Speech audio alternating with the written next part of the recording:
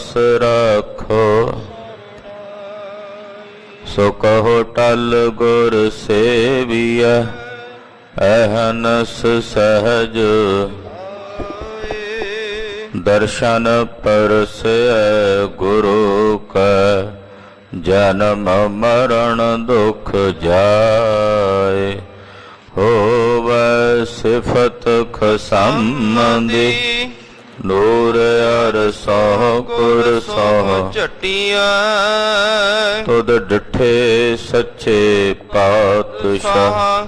मल जन्म जन्म दे ਕਟੀਆਂ सज्जन सच्चा पातशाह। सिर सहादै ਸਾਹ जिस पास बैठया सोहियै। सभना दा विसाहो।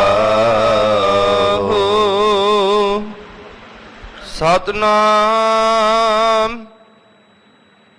ਸ੍ਰੀ ਵਾਹਿਗੁਰੂ ਸਾਹਿਬ ਜੀਓ। ਸ਼ਲੋਕ ਮਹੱਲਾ ਤੀਜਾ। ਮਨ ਹਠ ਕਿਨੈ ਨਾ ਪਾਇਓ, ਸਭ ਥਕੇ ਕਰਮ ਕਮਾਏ। ਮਨ ਹਠ ਭੇਖ ਕਰ ਭਰਮ ਦੇ, ਦੁਖ ਪਾਇਆ ਦੂਜੈ ਭਾਏ। ਮਨ ਹਠ ਕਿਨੈ ਨਾ ਪਾਇਓ, ਸਭ ਥਕੇ ਕਰਮ ਕਮਾਏ। ਮਨ ਹਠ ਭੇਖ ਕਰ ਭਰਮ ਦੇ, ਦੁਖ ਪਾਇਆ ਦੂਜੈ ਭਾਏ। ਰਿੱਧ ਸਿੱਧ ਸਭ ਮੋਹ ਹੈ, ਨਾਮ ਨ ਵਸੈ ਮਨ ਆਏ।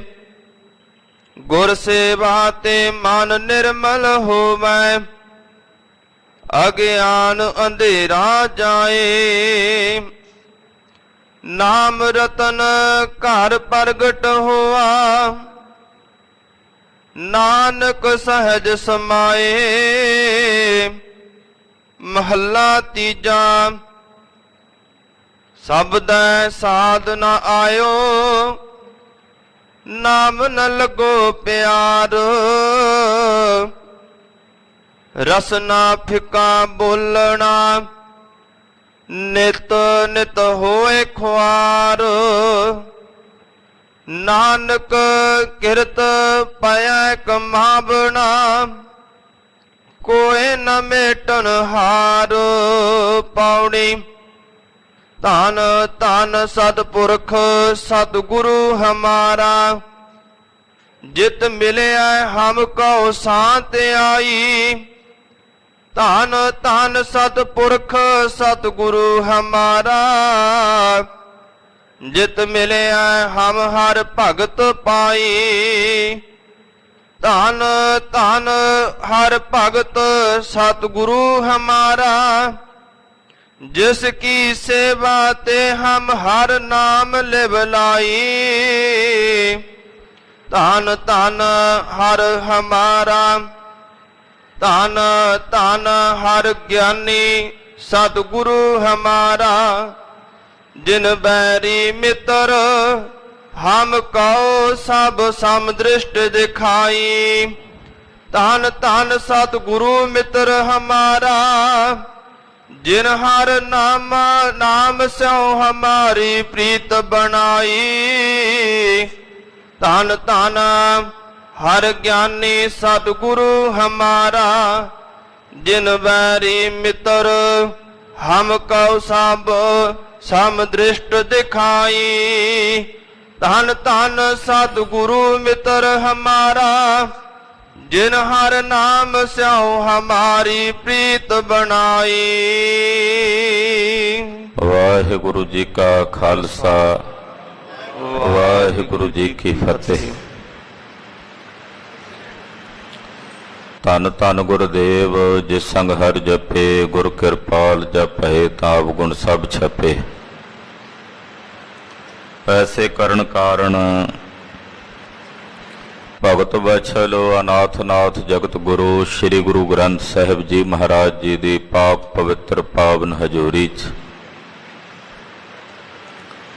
ਵੈਰਾਗ ਤਿਆਗ ਅਨੁਰਾਗ ਦੀ ਮੂਰਤ ਜਗਤ ਗੁਰੂ ਨੌਵੇਂ ਪਾਤਸ਼ਾਹ ਧੰਨ ਗੁਰੂ ਤੇਗ ਬਹਾਦਰ ਸਾਹਿਬ ਜੀ ਦੇ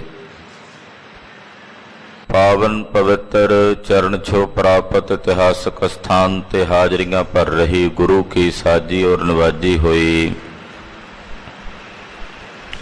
ਗੁਰੂ ਕਾ ਖਾਸ ਰੂਪ ਗੁਰੂ ਖਾਲਸਾ ਸਾਧ ਸੰਗਤ ਜੀਓ ਧੰਤਾ ਦੇ ਪਾਤਰ ਹੋ। ਅੰਮ੍ਰਿਤ ਵੇਲੇ ਤੋਂ ਗੁਰੂ ਚਰਨਾਂ ਵਿੱਚ ਜੁੜ ਕੇ ਸਤਿਗੁਰਾਂ ਦੀ ਅੰਮ੍ਰਿਤਮਈ ਗੁਰਬਾਣੀ ਸਰਬ ਆਸਾ ਪੂਰਨ ਕਰਨੇ ਵਾਲੀ ਸ੍ਰੀ ਆਸਾ ਜੀ ਦੀ ਵਾਰ ਦੇ ਸ਼ਬਦ ਕੀਰਤਨ ਰਾਗੀ ਸਿੰਘਾਂ ਦੀ ਰਸਨਾ ਤੋਂ ਆਪ ਜੀ ਨੇ ਸਰਵਣ ਕੀਤੇ ਹਨ। ਪਾਤਸ਼ਾਹ ਜੀ ਨੇ ਅੰਮ੍ਰਿਤ ਵੇਲੇ ਪਾਵਨ ਪਵਿੱਤਰ ਸ੍ਰੀ ਮੁਖ ਵਾਕ ਦੀ ਦਾਤ ਬਖਸ਼ਿਸ਼ ਕੀਤੀ ਹੈ। ਆਓ ਕੁਝ ਸਮੇਂ ਲਈ ਸੁਰਤੀਆਂ ਬਿਰਤੀਆਂ ਨੂੰ ਗੁਰੂ ਚਰਨਾਂ ਨਾਲ ਜੋੜੀਏ। ਇਕਾਗਰਤਾ ਬਣਾਉਣ ਨਿਮਿਤ ਆਪਣੀ ਰਸਨਾ ਨੂੰ ਪਵਿੱਤਰ ਕਰਦਿਆਂ ਆਖੋ ਜੀ ਸਤਨਾਮ ਸ੍ਰੀ ਵਾਹਿਗੁਰੂ ਸਾਹਿਬ ਜੀ। ਸਤਨਾਮ ਸ੍ਰੀ ਵਾਹਿਗੁਰੂ ਸਾਹਿਬ ਜੀ। ਸ਼ਲੋਕ ਮਹੱਲਾ ਤੀਜਾ। ਮਨ ਹਠ ਕਿਨੈ ਨ ਪਾਇਓ ਸਭ ਥਕੇ ਕਰਮ ਕਮਾਏ। ਇਹ ਪਾਵਨ ਅੰਮ੍ਰਿਤ ਬਚਨ ਸ੍ਰੀ ਗੁਰੂ ਗ੍ਰੰਥ ਸਾਹਿਬ ਜੀ ਮਹਾਰਾਜ ਜੀ ਦੇ 593 ਅੰਗ ਤੇ ਸ਼ੋਭਨੀਕ ਹੈ। ਤੀਸਰੇ ਪਾਤਸ਼ਾਹ ਧੰਨ ਗੁਰੂ ਅਮਰਦਾਸ ਸਾਹਿਬ ਜੀ ਇਹ ਪਾਵਨ ਸ਼ਲੋਕ ਉਚਾਰਨ ਕਰ ਰਹੇ ਹਨ। ਮਨ ਹਠ ਕਿਨੈ ਨਾ ਪਾਇਓ ਸਭ ਥੱਕੇ ਕਰਮ ਕਮਾਏ। ਮਨ ਦੇ ਹੱਠ ਕਰਕੇ ਹੰਕਾਰ ਕਰਕੇ ਕਿਸੇ ਨੇ ਵੀ ਨਿਰੰਕਾਰ ਪਾਰ ਬ੍ਰਹਮ ਪਰਮੇਸ਼ਰ ਦੇ ਸਰੂਪ ਦੀ ਪ੍ਰਾਪਤੀ ਨਹੀਂ ਕੀਤੀ। ਮਨ ਦੇ ਹੱਠ ਕਰਕੇ ਪਤਾ ਨਹੀਂ ਕਿਤਨੇ ਕੁ ਲੋਕ ਨੇ ਜਿਨ੍ਹਾਂ ਨੇ ਮਨ ਦੇ ਹੰਕਾਰ ਕਰਕੇ ਅਨੇਕਾਂ ਪ੍ਰਕਾਰ ਦੇ ਕਰਮ ਕਮਾਏ ਔਰ ਥੱਕ ਗਏ ਨੇ, ਪਰ ਉਹਨਾਂ ਨੂੰ ਪਰਮੇਸ਼ਰ ਦੇ ਸਰੂਪ ਦੀ ਪ੍ਰਾਪਤੀ ਨਹੀਂ ਹੋਈ।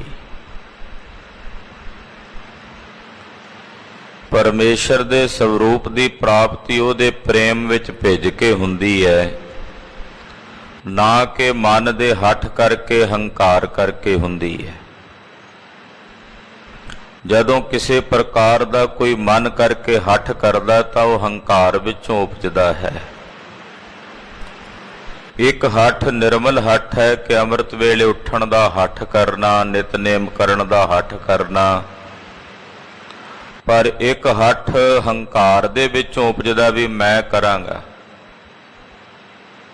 ਕੁਝ ਵੀ ਹੋਵੇ ਮੈਂ ਇਹ ਕਰਮ ਅਵਸ਼ ਕਰਾਂਗਾ। ਜਿਹੜਾ ਕਰਮ ਹੰਕਾਰ ਵਿੱਚੋਂ ਉਪਜਦਾ ਉਹ ਕਰਮ ਕਰ ਕਰਕੇ ਬਹੁਤ ਲੋਕ ਥੱਕ ਗਏ ਨੇ। ਹੰਕਾਰ ਸਹਿਤ ਕੀਤੇ ਗਏ ਕਰਮਾਂ ਕਰਕੇ ਪਰਮੇਸ਼ਰ ਦੇ ਸਰੂਪ ਦੀ ਪ੍ਰਾਪਤੀ ਨਹੀਂ ਹੁੰਦੀ। ਇਹ ਗੁਰੂ ਅਮਰਦਾਸ ਸਾਹਿਬ ਬਚਨ ਕਰ ਰਹੇ ਨੇ। ਹਾਂਜੀ। ਮਨ ਹਠ ਭੇਖ ਕਰ ਭਰਮ ਦੇ ਦੁੱਖ ਪਾਇਆ ਦੂਜੈ ਭਾਏ। ਬੜੇ ਨੇ ਜਿਹੜੇ ਮਨ ਦੇ ਹੱਠ ਕਰਕੇ ਬਾਹਰੋਂ ਭੇਖ ਧਾਰਨ ਕਰ ਲੈਂਦੇ ਆ, ਅੰਦਰੋਂ ਮਨ ਰਾਜੀ ਨਹੀਂ ਹੁੰਦਾ। ਬਸ ਹੱਠ ਕੀਤਾ ਤੇ ਹੱਠ ਕਰਕੇ ਬਾਹਰੋਂ ਭੇਖ ਬਣਾ ਲਿਆ, ਔਰ ਬਾਹਰੋਂ ਭੇਖ ਬਣਾ ਕੇ ਉਹ ਲੋਕ ਸੰਸਾਰ ਵਿੱਚ ਭਰਮਦੇ ਫਿਰਦੇ ਨੇ। ਉਹਨਾਂ ਨੂੰ ਦੂਜੇ ਭਾਵ ਵਿੱਚ ਦੁਬਿਧਾ 'ਚ ਲੱਗਣ ਕਰਕੇ ਕੇਵਲ ਜਨਮ ਤੇ ਮਰਨ ਦਾ ਦੁੱਖ ਹੀ ਸਹੇੜਨਾ ਪੈਂਦਾ ਹੈ। ਮਨ ਦੇ ਹੱਠ ਕਰਕੇ ਕੀਤੇ ਗਏ ਭੇਖ ਨਾਲ ਉਹਨਾਂ ਨੂੰ ਮੁਕਤੀ ਦੀ ਪ੍ਰਾਪਤੀ ਨਹੀਂ ਹੁੰਦੀ।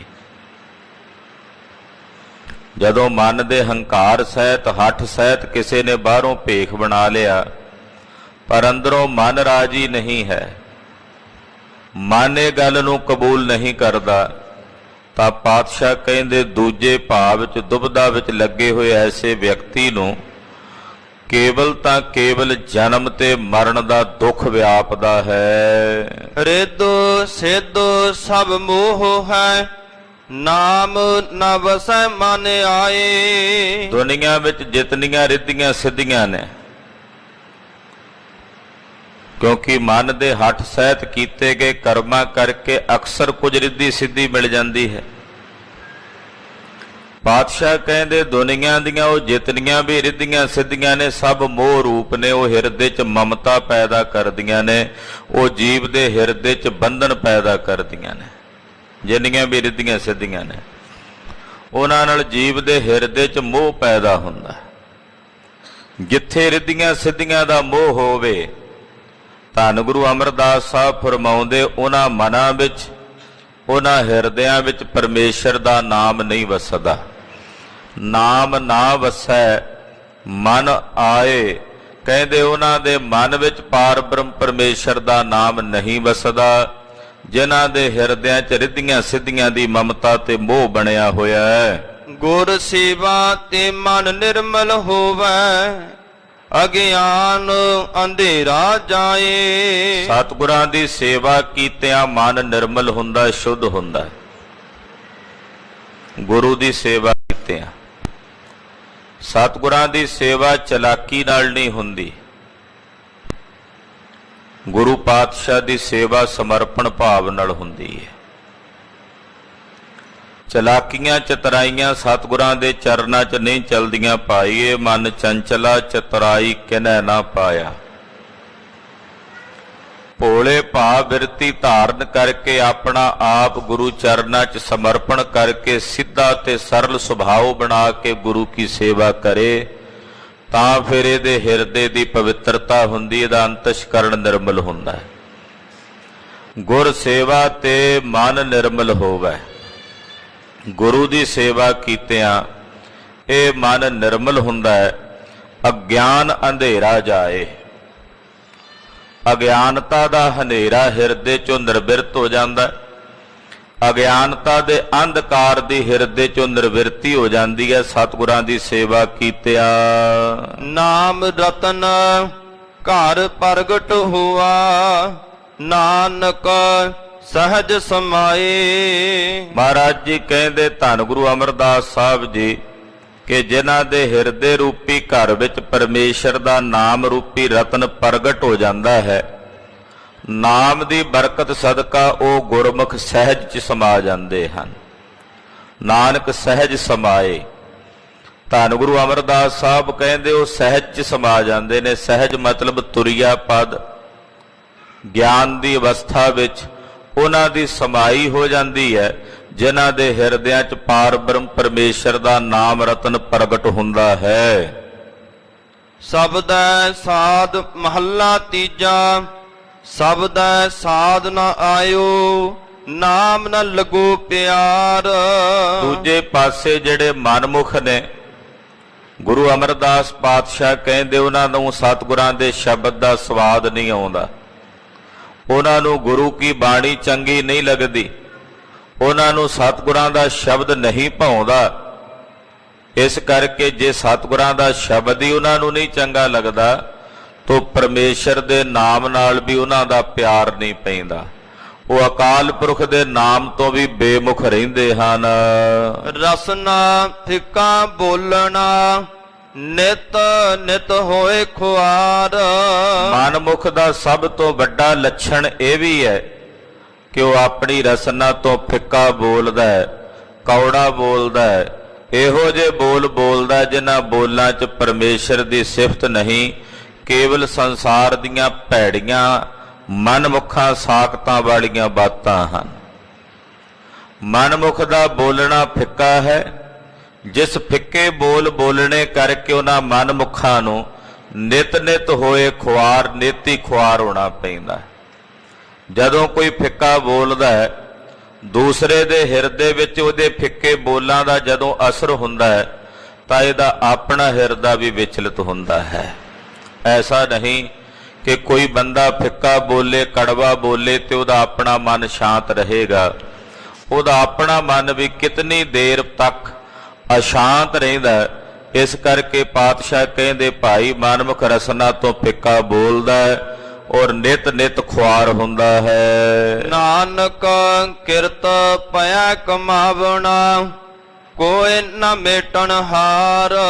ਪਾਤਸ਼ਾਹ ਕਹਿੰਦੇ ਕਿ ਜਿਹੜੇ ਜੀਵ ਦੇ ਕੀਤੇ ਹੋਏ ਕਰਮ ਨੇ ਉਹਨਾਂ ਕੀਤੇ ਹੋਏ ਕਰਮਾਂ ਮੁਤਾਬਕ ਇਹਦੇ ਮੱਥੇ ਤੇ ਲੇਖ ਪਏ ਨੇ, ਉਹਨਾਂ ਲੇਖਾਂ ਮੁਤਾਬਕ ਹੋਣੇ ਕਰਮ ਕਮਾ ਰਿਹਾ ਹੈ। ਔਰ ਜਿਹੜੇ ਲੇਖ ਪਰਮੇਸ਼ਰ ਨੇ ਇਹਦੇ ਕੀਤੇ ਹੋਏ ਕਰਮਾਂ ਮੁਤਾਬਕ ਇਹਦੇ ਮੱਥੇ ਤੇ ਪਾ ਦਿੱਤੇ ਨੇ, ਕੋਈ ਨਾ ਮੇਟਣ ਹਾਰ। ਉਹਨਾਂ ਕੀਤੇ ਹੋਏ ਕਰਮਾਂ ਮੁਤਾਬਕ ਲਿਖੇ ਹੋਏ ਲੇਖਾਂ ਨੂੰ ਕੋਈ ਨਹੀਂ ਮੇਟ ਸਕਦਾ। ਲੇਖ ਨਾ ਮਿਟਈ ਹੈ ਸਖੀ ਜੋ ਲਿਖਿਆ ਕਰਤਾਰ। ਪਰਮੇਸ਼ਰ ਦੇ ਹੱਥ ਦੇ ਵਿੱਚ ਲੋਹੇ ਦੀ ਕਲਮ ਹੈ ਤੇ ਲੋਹੇ ਦੀ ਕਲਮ ਨਾਲ ਜੋ ਲਿਖ ਦਿੰਦਾ ਹੈ ਉਹ ਜੀਵ ਨੂੰ ਭੋਗਣਾ ਪੈਂਦਾ ਹੈ। ਪੌੜੀ ਧੰਨ ਧੰਨ ਸਤਿਪੁਰਖ ਸਤਿਗੁਰੂ ਹਮਾਰਾ ਜਿਤ ਮਿਲਿਆ ਹਮ ਕਉ ਸ਼ਾਂਤ ਆਈ। ਪੌੜੀ ਮਹਾਰਾਜ ਜਗਤ ਗੁਰੂ ਸ੍ਰੀ ਗੁਰੂ ਰਾਮਦਾਸ ਸਾਹਿਬ ਜੀ ਉਚਾਰਨ ਕਰਦੇ ਹਨ, ਸਾਡੇ ਸਤਿਗੁਰੂ ਪੁਰਖ ਜੀ ਧੰਨ ਹਨ। ਧੰਨ ਧੰਨ ਸਤਿਪੁਰਖ ਸਤਿਗੁਰੂ ਹਮਾਰਾ। ਗੁਰੂ ਰਾਮਦਾਸ ਪਾਤਸ਼ਾਹ ਕਹਿੰਦੇ ਸਾਡੇ ਸਤਿਗੁਰੂ ਜੀ ਜੋ ਸਤਿਪੁਰਖ ਦਾ ਸਵਰੂਪ ਹਨ ਉਹ ਧੰਨ ਹਨ। ਧੰਨ ਹਨ ਐਸੇ ਸਤਿਗੁਰੂ ਜੀ ਜਿਨ੍ਹਾਂ ਨੂੰ ਮਿਲ ਕੇ ਸਾਡੇ ਹਿਰਦੇ ਨੂੰ ਸ਼ਾਂਤੀ ਆ ਗਈ ਹੈ। ਜਿਤ ਮਿਲਿਆ ਹਮ ਕੋ ਸ਼ਾਂਤ ਆਈ। ਜਿਨ੍ਹਾਂ ਨੂੰ ਮਿਲਦਿਆਂ ਸਾਰ, ਜਿਨ੍ਹਾਂ ਦੇ ਦਰਸ਼ਨ ਕਰਦਿਆਂ ਸਾਰ ਸਾਡੇ ਮਨਾਂ ਨੂੰ ਸ਼ਾਂਤੀ ਆ ਗਈ ਹੈ, ਐਸੇ ਸਤਿਗੁਰੂ ਜੀ ਸਾਡੇ ਧੰਨ ਹਨ। ਧੰਨ ਧੰਨ ਸਤਿਪੁਰਖ ਸਤਿਗੁਰੂ ਹਮਾਰਾ ਜਿਤ ਮਿਲਿਆ ਹਮ ਹਰ ਭਗਤ ਪਾਈ। ਫਿਰ ਕਹਿੰਦੇ ਸਾਡੇ ਸਤਿਗੁਰੂ ਜੀ ਸਤਿਪੁਰਖ ਸਵਰੂਪ ਸਤਿਗੁਰੂ ਜੀ ਧੰਨ ਹਨ। ਸਾਡੇ ਸਤਿਗੁਰੂ ਜੀ ਧੰਨ ਹਨ ਐਸੇ ਸਤਿਗੁਰੂ ਜੀ ਜਿਨ੍ਹਾਂ ਨੂੰ ਮਿਲ ਕੇ ਪੁਰਖ ਪਾਰ ਬ੍ਰਹਮ ਪਰਮੇਸ਼ਰ ਦੀ ਭਗਤੀ ਦੀ ਕਣੀ ਪ੍ਰਾਪਤ ਹੋਈ ਹੈ। ਜਿਸ ਸਤਿਗੁਰਾਂ ਨਾਲ ਮਿਲ ਕੇ ਸਾਨੂੰ ਹਰੀ ਪਰਮੇਸ਼ਰ ਦੀ ਭਗਤੀ ਦਾ ਦਾਨ ਪ੍ਰਾਪਤ ਹੋਇਆ, ਸਾਡੇ ਐਸੇ ਸਤਿਗੁਰੂ ਜੀ ਧੰਨ ਹਨ। ਧੰਨ ਧੰਨ ਹਰ ਭਗਤ ਸਤਿਗੁਰੂ ਹਮਾਰਾ ਜਿਸ ਕੀ ਸੇਵਾ ਤੇ ਹਮ ਹਰ ਨਾਮ ਲਿਵ ਲਾਈ। ਸਾਡੇ ਸਤਿਗੁਰੂ ਜੀ ਹਰੀ ਦੇ ਭਗਤ ਵੀ ਨੇ ਕਿਉਂਕਿ ਆਪ ਸਤਿਗੁਰਾਂ ਨੇ ਭਗਤੀ ਕੀਤੀ ਹੈ। ਹੈਣ ਆਪ ਪਾਰ ਬ੍ਰਹਮ ਪਰਮੇਸ਼ਰ। ਪਰਮੇਸ਼ਰ ਨੇ ਜਦੋਂ ਆਪਣਾ ਰਸ ਮਾਣਨਾ ਹੋਵੇ ਤੇ ਆਪ ਹੀ ਆਪਣਾ ਭਗਤ ਬਣ ਕੇ ਭਗਤੀ ਕਰਕੇ ਆਪਣੇ ਰਸ ਨੂੰ ਮਾਣਨ ਲੱਗ ਪੈਂਦਾ ਹੈ। ਇਸ ਕਰਕੇ ਕਹਿੰਦੇ ਸਾਡੇ ਸਤਿਗੁਰੂ ਪੁਰਖ ਜੀ ਧੰਨ ਹਨ ਜੋ ਹਰੀ ਦੇ ਭਗਤ ਵੀ ਨੇ। ਜਿਸ ਕੀ ਸੇਵਾ ਤੇ ਹਮ ਹਰ ਨਾਮ ਲਿਵ ਲਾਈ। ਐਸੇ ਸਤਿਗੁਰੂ ਜੀ ਸਾਡੇ ਧੰਨ ਨੇ ਜਿਨ੍ਹਾਂ ਦੀ ਸੇਵਾ ਕੀਤਿਆਂ ਸਾਡੇ ਹਿਰਦੇ 'ਚ ਹਰੀ ਪਰਮੇਸ਼ਰ ਦੇ ਨਾਮ ਦੀ ਲਿਵ ਲੱਗ ਗਈ ਹੈ, ਸੁਰਤ ਜੁੜ ਗਈ ਹੈ।